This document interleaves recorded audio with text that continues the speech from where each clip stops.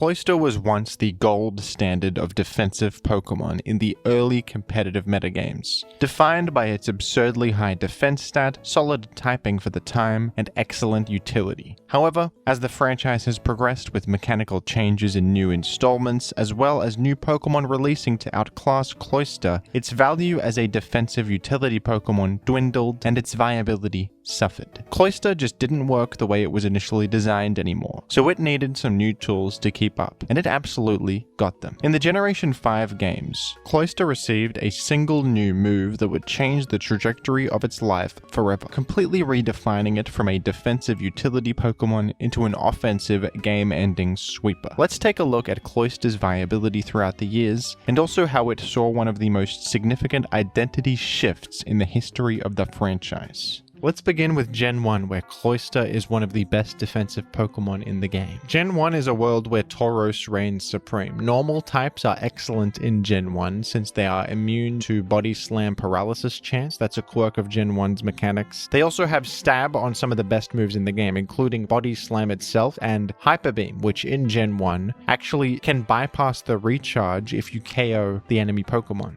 Snorlax is also pretty much just as dominant in Gen 1 as Tauros is. It is incredibly bulky with its massive HP stat, enormous attack stat too. It also has that Stab, Body Slam, and Hyper Beam, but Snorlax can take advantage of normal typing defensively too. Another great advantage to normal typing is that fighting type attacks basically don't exist, with the few options being pretty terrible. The combination of Reflect, which doubles your defense, and normal typing, shielding you from that Body Slam Paralysis chance and granting solid neutral typing against pretty much everything in the world, Snorlax is a defensive powerhouse. And now we circle back to Cloyster, because the reason Cloyster is so excellent is because of its matchup against these two powerful titans of the metagame. Cloyster, with its enormous 180 base defense, is one of the best Tauros checks in the game. It can come in nicely, completely shrug off that physical damage thanks to its enormous defense, and threaten to trade with you thanks to Explosion, or just 1v1 you with Blizzard, which in Gen 1 has 90 accuracy and an enormous 120 base power. Incredible move. Ice type in the modern games has come to be known as one of the worst defensive types, if not the worst defensive type in Pokemon, but back in Gen 1 that was not true. Like I mentioned earlier, fighting type attacks are nowhere to be seen in this generation, neither are rock type attacks pretty much, with rare exceptions, and ice typing actually has the incredible benefit of granting freeze immunity, which in Gen 1 is incredibly significant. Freeze is more powerful in Gen 1 than it is in any other gen. In Gen 1, you actually cannot thaw out at all if you get frozen. Your Pokemon is effectively fainted once it's frozen. Ice Beam spam to fish for that ever valuable freeze chance is a very common and popular strategy in Gen 1 OU, and for that reason, Ice typing is excellent because it grants you a total immunity to that common strategy. Cloyster not only helps out against Tauros, it really helps against Snorlax too. You can completely shrug off their physical damage as well. You outrun them and you can hit them with Clamp, which in Gen 1 actually prevents the target from acting at all. It's kind of like it has a 100% flinch chance. This is a great way to generate free turns for your team, allow safe entry points for key teammates like your own Tauros, for example. Or you can just sit there and press Clamp repeatedly against something like Snorlax or Chansey and rack up significant chip damage. Stab boosted Blizzard in general is also just really strong and a lovely tool to have. Hits super effectively on Rhydon and Exeggutor and targets like that. Dragonite also just helps you fish for freezes if you need to. You can even run Ice Beam if you want more PP and accuracy. To do that a bit more reliably, that's a totally viable option as well. Now we move on to Gen 2, where Cloyster actually got even better. Surprisingly, it's actually great in Gen 1 already, but in Gen 2, it is a top 3 Pokemon in the metagame, just behind Snorlax and Zapdos, and you see it on the vast majority of competitive teams. In Gen 2, the first ever entry hazard was introduced to the franchise in the form of Spikes, and Cloyster was blessed with this fantastic new option. Even though in Gen 2 you can only create one layer of spikes on the field, that is enough to have a serious impact and pressure enemies like Snorlax and Raikou significantly. And Cloyster is by far the best and most common spikes user in Gen 2 OU. Cloyster was also blessed with another new option,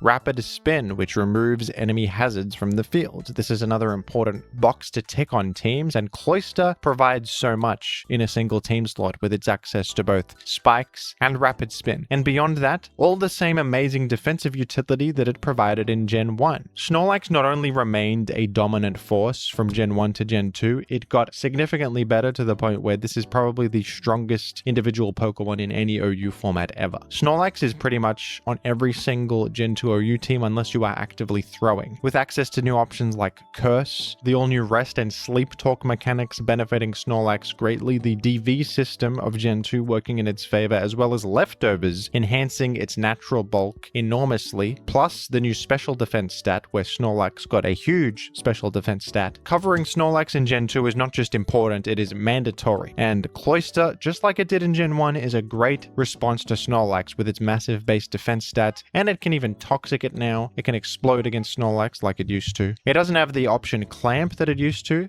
or Clamp was reworked in Gen 3, but with access to Spikes and Rapid Spin, it is not complaining, is it? Cloyster is at its best defensively in Gen 2 OU. Gen 3 is where Cloyster first started to see a bit of a shift in its identity as other Pokemon filled the role of defensive Spike Setter or Rapid Spinner more effectively. Cloyster gained two significant competitors in Gen 3 OU, the biggest one being Skarmory, who reigns supreme as the premier Spike Setter in this format with its amazing defensive typing, which grants Sandstorm immunity, which is an important factor to have in a metagame where Tyranitar is everywhere. Ground immunity, another important one, granting immunity to spikes, ground type attacks, Dugtria's Arena Trap, and also just generally being incredibly powerful defensively with its enormous 140 base defense, typing that grants no weaknesses to physical attacks in this generation. And the other competitor is Forretress, who kind of outclasses Cloyster as the go-to Pokemon for the Spikes Rapid Spin in one roll compression choice. Forretress even has access to Explosion, like Cloyster does, and it is a bit better suited to the metagame with its superior defensive typing and also Sand immunity. Cloyster's defensive longevity is not what it once was in Gen 3 OU, and this is where the cracks really start to form in terms of Cloyster as a defensive Pokemon.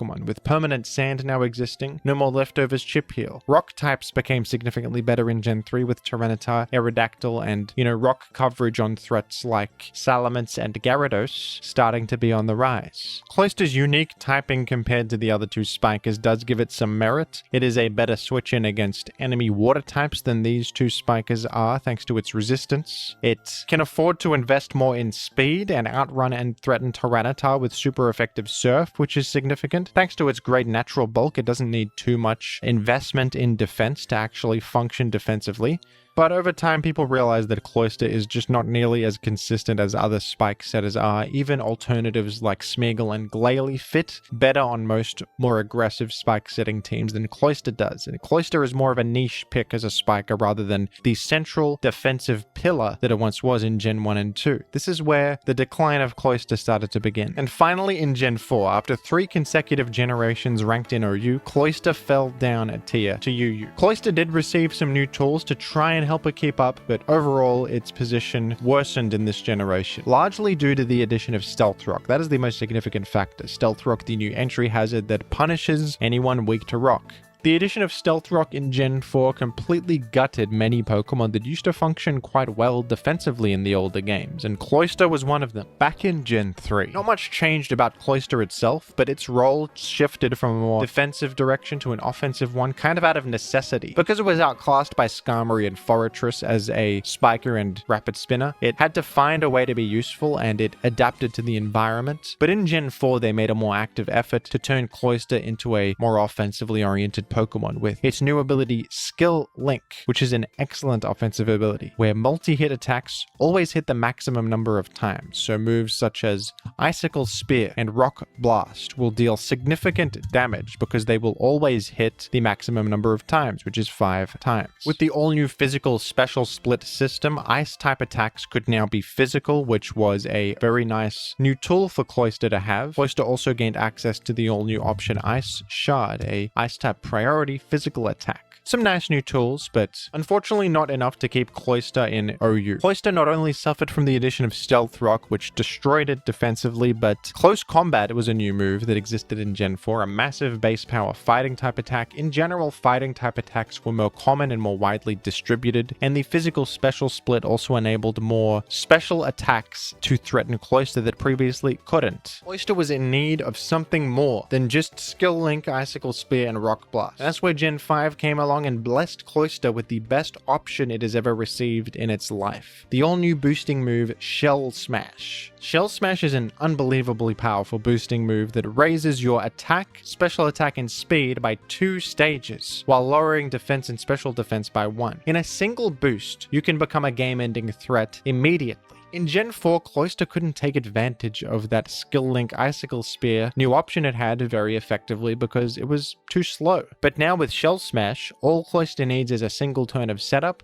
which isn't hard thanks to Cloyster's natural bulk. It lives a lot of common hits, it can enter the field pretty nicely against a lot of stuff. Unlike many other boost sweepers, Cloyster can leverage its bulk for that single turn it needs and turn into an absolute monster. Cloyster returned to OU power level swiftly thanks to this single change, and not only that, it became kind of a problem. Some of you might not know this, but the gem items from Gen 5 OU are actually banned in competitive play, partially because of Cloyster. The gems might not seem as powerful as later mechanics like Z moves and Mega Evolution and even Terra, but gems are actually way more powerful than any of those for one simple reason. Z stones are restricted to a single Pokemon on your team. You can only use one Z move per game. But gems, which while they don't grant as much of a damage boost to moves as Z moves do, you can spam them. You can put them on every single Pokemon on your team if you want. Gems grant a 1.5 times attack boost to a move of a specific type when held by a Pokemon. And another quirk about gems that makes them so powerful is that they don't get consumed when the enemy uses Protect. Unlike Z moves, which do get consumed, and they do a better damage, but they do significantly less damage against Protect. That's a way to play around Z moves. But you can't play around gems like that. Playing around gems feels a bit impossible. So this weatherless hyper-offense team style that stacked gems on everything was a really dominant playstyle in Gen 5 OU. It was pioneered by a player called Smurf, and a lot of players just refer to this team style as Smurf offense in honor of this player who really brought it to the forefront. And Cloyster was on pretty much all of these teams. Cloyster was unmatched in its ability to end games in a single turn of setup and absolutely blow past things that should check it because of gems. Gems were even more valuable on Cloyster because the 1.5 times damage boost applied to each individual hit of Cloyster's multi-hit moves. So the extra damage from gems on Cloyster in particular, thanks to its multi-hit moves, was kind of exponential. Look at this calc right here. Ice Gem Cloyster +2 against a Keldeo. Keldeo was one of the most common checks to Cloyster, but look at this damage from a resisted move. 91 to 106%. It has a 43% chance to one-hit KO a resist. And if there's a spike up or a stealth rock up, it just KOs, I think, most of the time. You could also just absolutely destroy rain teams because a rock blast boosted by Rock Gem. Look at this damage against Tentacruel. 126% minimum roll. That's unbelievable. So Cloyster was partially responsible for an entire category of items getting banned from the format, which says a lot. Even without gems in the tier, while Cloyster's viability dipped significantly because it was one of the best gem abusers, it did adapt and it still gets used on hyper offense teams to this day with different items like Focus Sash to enable Shell Smash sweeps, Never Melt Ice as you see here, which simply buffs Icicle Spear. You can also go Life Orb. Some people even run White Herb to nullify the stat decreases of Shell Smash. Cloyster actually got suspect tested recently. It didn't end up getting banned, but it's still seen as pretty problematic in the way that it can immediately and decisively end a game if it simply just Shell Smashes once in the right position. It's pretty powerful. I have to say that I don't love Shell Smash Cloyster. It feels a bit swingy in the way that it can end games in an instant. The multi-hit nature of its moves also play around certain things that would otherwise be healthy forms of counterplay like multi-scale, Focus Sash, Sturdy, Substitute. Gen 5 OU is a famously divisive metagame, and I remember when I was really into Gen 5 OU back when gems were allowed, the main point of frustration for me in this format was Cloyster. It felt kind of impossible to check at times. In future games, Cloyster never quite reached the same heights that it did in Gen 5 OU. You would occasionally see it on very aggressive setup sweeper focused teams, but not quite on the level of dominance or controversy or metagame relevance as it was in Gen 5. You also occasionally see Cloyster pop up in Uber's format, which is interesting. Uber's is the highest power level format in Smogon's rule set, so it seems a bit weird that Cloyster would have a place there and not in OU, but it's true, folks. Cloyster has the unique ability to act as an anti-lead in some Uber's formats. It has access to rapid spin to get rid of enemy hazards, and it also has those useful multi-hit moves to defeat enemy focus sash users, which are very common leads in Ubers on aggressive teams. I guess you could say Cloyster is retired now in the modern games, but it had its day in the sun as one of the most important defensive Pokemon back in Gen 1 and 2. Absolutely central. In Gen 3 it was remaining relevant despite new competition. In Gen 4 it fell off a bit, but then in Gen 5 it had a resurgence. It came back with an entirely new identity, and it was so powerful and so dominant in Gen 5 that it changed the rules of the game and was the point of much division and controversy and debate. I am personally a big fan of oysters in real life, and I think this is some of the best oyster representation we could have ever asked for. Cloyster is a hero in my eyes for its metagame contributions in the first 5 generations of competitive Pokemon, and I hope we can all agree. Thank you for watching, folks, and I will catch you later. This video topic was the winner of a poll over on Patreon and was suggested by Cobb.